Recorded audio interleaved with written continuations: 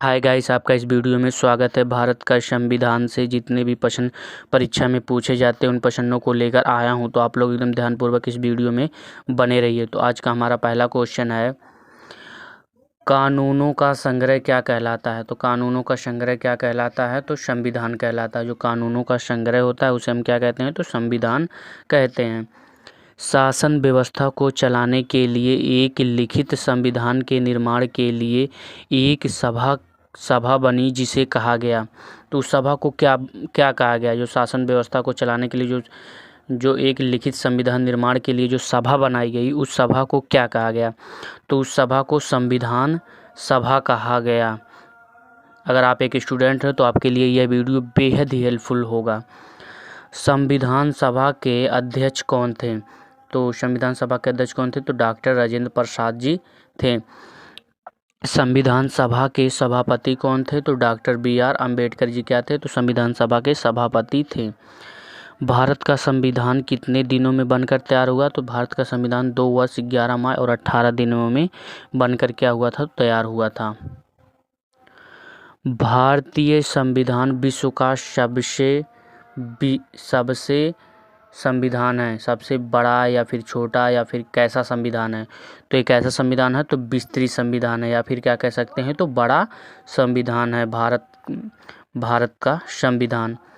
भारतीय संविधान में कितने अनुच्छेद हैं। तो भारतीय संविधान में कितने अनुच्छेद हैं, तो 395 क्या हैं, तो अनुच्छेद हैं। भारतीय संविधान में कितने अनुसूचियां हैं। तो भारतीय संविधान में कितने अनुसूचियां हैं, तो 6 क्या हैं, अनुसूचियां हैं। और 395 क्या हैं, अनुच्छेद हैं।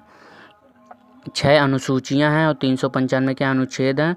और भारत का जो संविधान वो सबसे विस्तृत संविधान है। संविधान के अनुसार कितने आयु के लोग वोट दे सकते हैं, वोट या फिर मत दे सकते हैं। तो कितने आयु के लोग, 18 वर्ष के आयु के लोग जो होते हैं वो क्या देते हैं, तो वोट देने का अधिकार उन्हें प्राप्त हो जाता है। संविधान में भारतीय नागरिकों के पास कितने मौलिक अधिकार हैं। तो कितने मौलिक अधिकार हैं, तो 6 क्या हैं, भारत संविधान में क्या है, मौलिक अधिकार हैं। संविधान में भारतीय नागरिकों के पास कितने मूल कर्तव्य। तो मूल कर्तव्य कितने हैं, 10 हैं। और मौलिक अधिकार कितने हैं, 6 हैं। और 18 वर्ष की आयु क्या कर सकते हैं, वोट को दे सकते हैं। भारत विश्व का सबसे बड़ा देश है। कैसा देश है, तो प्रजातंत्रात्मक देश है। जो भारत और विश्व का सबसे बड़ा प्रजातंत्रात्मक देश है।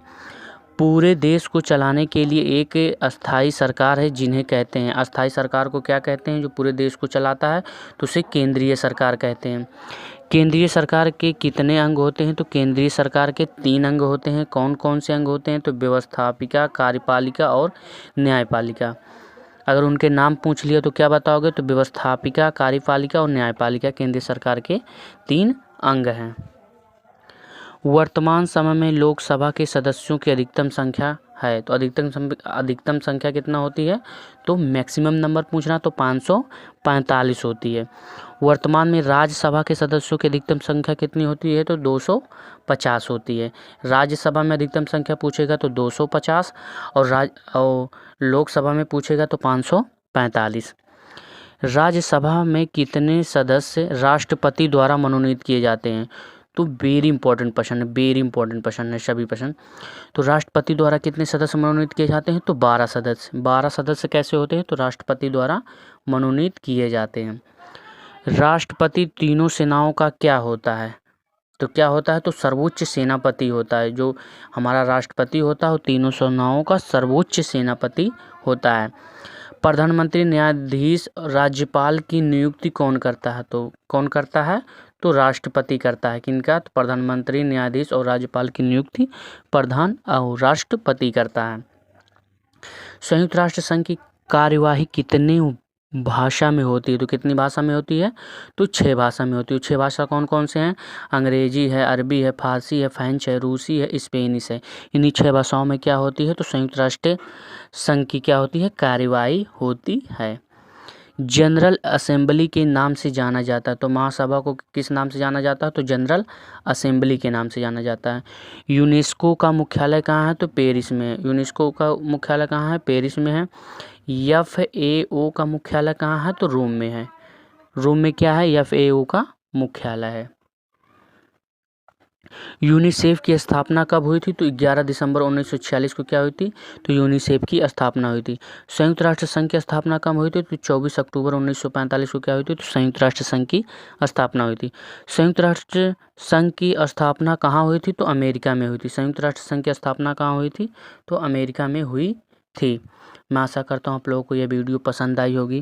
प्लीज़ भाई लोग मेरे चैनल को सब्सक्राइब करें और इस वीडियो को ज़्यादा से ज़्यादा लोगों तक शेयर करें, ताकि मैं और अच्छा कंटेंट आप लोगों को प्रोवाइड करता रहूं। इससे भी बेहतर आप लोग इस चैनल पर सीख सकते हैं और भविष्य में बहुत कुछ अच्छा कर सकते हैं। तो आप लोग प्लीज़ इस वीडियो को लाइक से सब्सक्राइब करना ना भूलें। मिलते हैं नेक्स्ट वीडियो में, तब तक के लिए जय हिंद, जय भारत।